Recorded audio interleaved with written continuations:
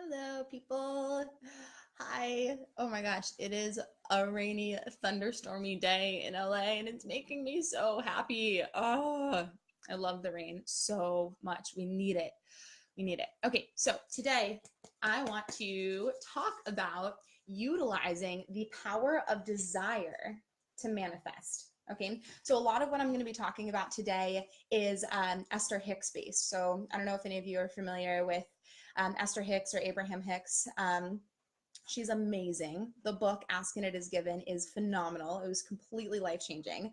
The energy of that book puts you in such a powerful space for manifestation. I highly, highly recommend it. And I'm just going to kind of synthesize a lot of her teachings today and talk specifically about how we can overcome the fear that we have around our desire so that we have access to utilizing the transformative power of desire and the power of desire to help us manifest. Okay. This is a little more woo-woo than the stuff that I normally talk about, which I'm really excited about because I'm woo-woo and I love that about myself. So take it or leave it. So the way that the universe communicates with us is not really through our thoughts. The power of intention works because by us thinking about our intention and by us telling a story in our mind about what we want, that gives us access to the feeling of our desire. And it's actually the feeling of our desire that communicates with the universe, because the universe communicates in sensation, it communicates in feeling, it communicates in emotion, it communicates in energy. It doesn't communicate in language. The universe doesn't speak a language, it communicates in energy. Okay, so the way that we actually manifest is by allowing ourselves to feel into the desire that we have for the things that we want. However, a lot of us get in our own way of manifesting through desire because because we have fear around desire because of our past. So this is a classic case of what is called having your past in your future, which means when something has happened in the past that was unwanted. So you got rejected, or you experienced loss, or you experienced disappointment, or you experienced failure, or anything like that.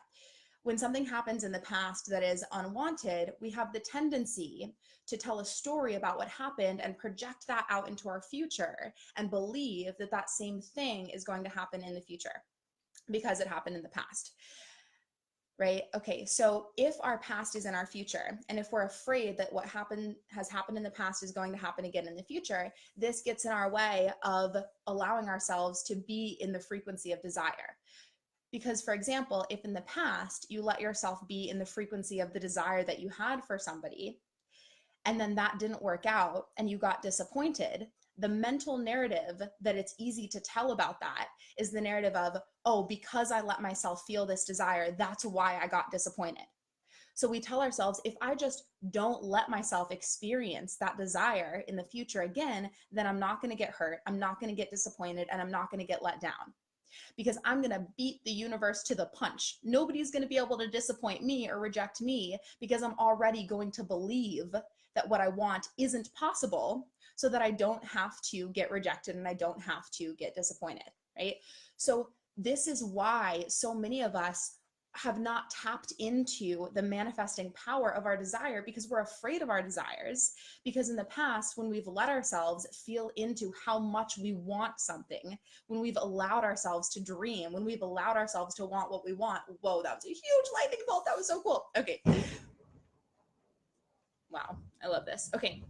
So in the past, when we have allowed ourselves to really want what we want and we've gotten rejected or we've gotten disappointed and it hasn't worked out, we've decided that it was our desire that caused that rejection or that caused that disappointment. And if we can just stop ourselves from desiring, then we will protect ourselves from ever having to feel that nasty way that we felt ever again, right? So we've killed off our desires and we're afraid of our desires because we think that our desires lead to pain. However, it is not our desire that leads to pain. It is what leads to pain is when we associate our desires with a mental construct, and when we think that our desires can only be fulfilled in a specific way. Okay, so for example, rather than feeling into the desire of, I want to feel deeply connected to myself, and I want to feel deeply connected to other people, and I want to have relationships that are creative and inspiring and playful and flourishing and loving. Rather than feeling into that general desire, instead, our brains tell us that we need for that desire to be fulfilled in a very specific way. So we get attached to people and circumstances, and we get attached to the story that we tell about how we think that that desire needs to be fulfilled.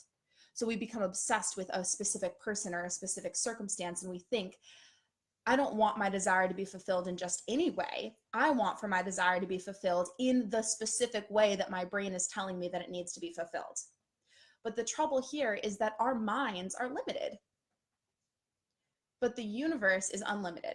So meanwhile, while we are attached to the specific way that we think our desire needs to be fulfilled, the universe is like, listen, I'm infinite. I'm infinitely creative and infinitely abundant, and I want to fulfill your desire, because that's what I do as the universe. I, as the universe, desire to fulfill your desires. But I can't get through to you. I can't provide the abundance that I want to provide for you because you are so dang attached to your story about how you think it needs to happen. You think that it needs to be that person. You think that it needs to be that job. You think that it needs to be that specific apartment, right? It doesn't need to be that thing, because I have something even better for you, but I am not able to get through to you to provide because you're not open to receiving, because you're so attached to your story about what it's supposed to look like, right? And because we've experienced disappointment or rejection in the past, and because we're so afraid of experiencing that again, we don't let ourselves live in the frequency of that desire. And again, the frequency of that desire is the thing that attracts what we want to attract into our lives. But we've stopped giving ourselves permission to feel the feel good of desire, because desire feels really good. But we don't let ourselves feel the feel good of desire because we're afraid that if we let ourselves feel the feel good of desire, that we're going to get disappointed and we're going to get rejected and all these other things that happened in the past that we didn't like it when it happened, right? So what I want for us to practice doing from here on is starting to say the phrase, this or better, this or better. So if you have a desire to have a phenomenal relationship, and then you're in the dating world and you find someone and you're like, oh my God, this is incredible. I love this so much, right? Rather than getting attached to that specific person or that specific circumstance, instead we tell ourselves, okay, this or better. I trust that the universe wants to provide for me in an even better, greater, more generous, more abundant way than my mind can even imagine right now. So if the universe decides that it's not this person, then I am expecting, trusting, and anticipating that the universe has a plan for something even better for me. Right? So in this way, we don't get attached to the specific circumstances, and we're always in receiving mode. And if we do get rejected, if we do get disappointed, if we do get let down, that doesn't make us kill off the frequency of our desire. We can still stay in that desire, and we can still trust, okay, that didn't work out and something even better is coming. So to give you an example, when we were looking for this place that we live in right now, I would experience all of these different apartments in Los Angeles that I loved so much. And I would be like, oh my gosh, well, this one's a block away from one of my best friends, and it's in an amazing part of the city, and it has a lawn, and it's so cool, and it has an open space where I can host workshops, and it has a kitchen, and I love this place so much, right? And often the advice that people tell you when you're looking for a place or when you're dating or when you're whatever, they tell you, well, don't let yourself get too excited about that yet because it might not work out, right? And that is such self-sabotage, because remember, the energy, the frequency of desire, the feeling of desire is the thing that calls into your life what you want to experience. So if you're telling yourself that you're not allowed to feel that desire because you might get disappointed or you might get let down, you're preventing yourself from calling forth what you actually want. You're preventing yourself from using the power of desire to manifest. Right? So when I was going and I was checking out all these apartments, and when I would fall in love with a place that I really wanted, rather than preventing myself from feeling the energy of that desire because it might not work out and I might not get it, instead I would stand in that place and I would be like, oh, I love this place so much. I love how this feels. And I'm giving myself full permission to feel how good this feels. And I'm unattached to it being this place because I know and I trust that it's this or it's better. It's this or better. It's this or better. And then I would go to the next place and I would find an even better place. And I'm like, okay, I'm not attached to this place. It's this or better. It's this or better. And then lo and behold, we manifested a place that's even better than any of those other places for reasons that I couldn't have even seen ahead of time. Because my mind, what my mind thought I wanted and needed, the universe knows better. The universe knew how to provide for me in an even more abundant way than my mind knew how to provide for me. But imagine if when I saw that first place that I really liked, if I got super attached to that place and I got attached to the story that it had to be that place, right? Then I would have prevented myself from being in that frequency of abundance, in that frequency of desire, in that frequency of receptivity, right? And I would have gotten attached to that place, and then I would have gotten frustrated when it didn't work out, when the landlord chose another resident, and I would have stopped the momentum of that desire rather than continuing to allow the momentum of that desire to amplify and to allow me to keep manifesting and to stay in that creative mode, right? So takeaways from today are to remember that the universe communicates in sensation, it communicates in emotion, it communicates in energy. It doesn't communicate in a mental story. So in order to let the universe know what we want, we have to be willing to feel our desire. We have to be willing to feel the vulnerability of how much we crave that and how much we want it. And that's how we open ourselves up to receiving it from the universe. So we have to be willing to stay in the frequency and feeling of that desire so that the universe can provide for us. And we have to trust that the way that our minds think that that desire needs to be fulfilled is probably not the way that it's going to be fulfilled. And the universe has something that's even better for us than what our minds think that it's going to be. So stay in the frequency of the desire and have your desire be as broad and as general as possible. Let go of the specifics of the who, what, when, where, why, and how you think that it's supposed to be fulfilled, and instead allow the universe to fulfill it in an even more creative way than your limited brain could have possibly conceived. Okay. And then the other thing is to remember that desire doesn't lead to pain. What leads to pain is our attachment to the way that we think that our desires need to be fulfilled. But when we desire a specific thing that doesn't work out, that is just the universe saying that there's something better that's coming. And if you're willing to let go of your attachment to the specific thing, then we're going to be able to provide even more abundance for you. So getting our past out of our future and remembering that just because feeling desire in the past has that desire preceded a painful experience doesn't mean that that's what's going to happen in the future. And that we have permission to be in the frequency of desire, in the feel good of desire, regardless of any circumstance. And what we really want is to give ourselves permission to want what we want. What we really want is not the specific circumstance, because the circumstance is outside of ourselves, and nothing outside of you can ever make you feel how you want to feel.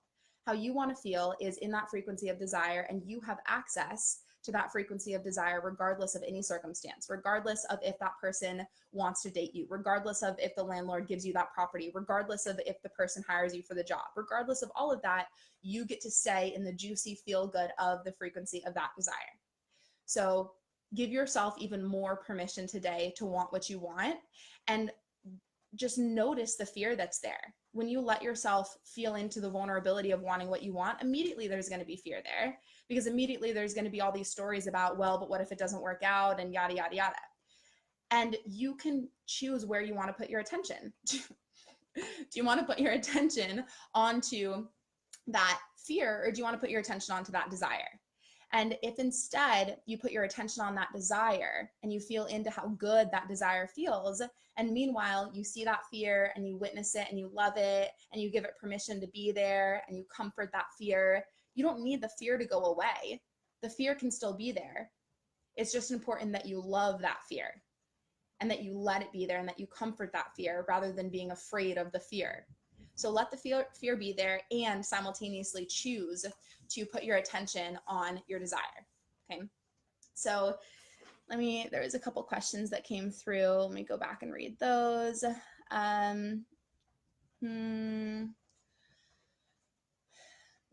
emotion stems from thought and concept. Okay. All right. These are more just comments. I don't think there's any questions.